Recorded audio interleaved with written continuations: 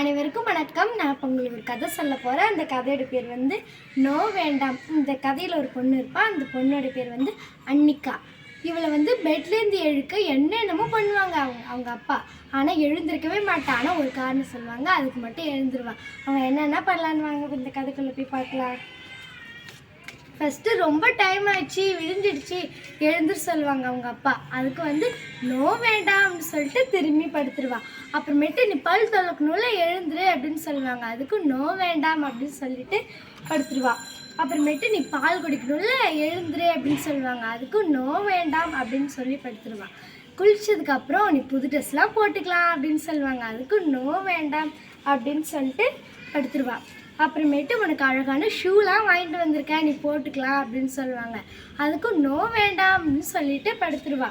அதுக்கு செட்டான சாக்ஸும் வாங்கிட்டு வந்திருக்கேன், நீ போட்டுக்கலான்னு சொல்லுவாங்க.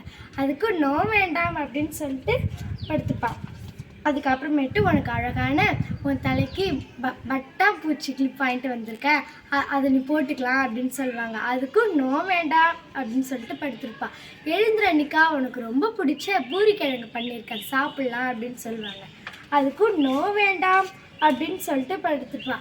அப்போ நம்ம பஸ் ஸ்டாண்டுக்கு வேறு போகணும், சீக்கிரம் எழுந்துட்டு சொல்லுவாங்க. அதுக்கும் அவள் நோ வேண்டாம் அப்படின்னு சொல்லி படுத்துருவாள்.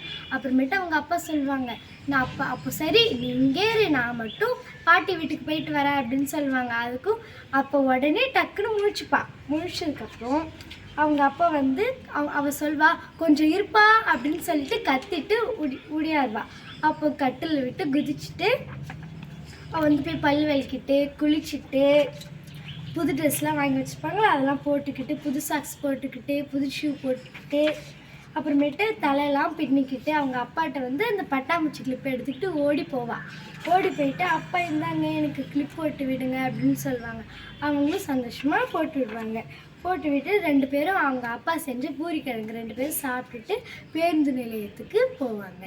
இதோட இந்த கதை முடிஞ்சிருச்சு. எனக்கு இந்த கதை ரொம்ப பிடிச்சிருந்துச்சு. உங்களுக்கு இந்த கதை ரொம்ப பிடிச்சிருக்குன்னு நினைக்கிறேன். நன்றி.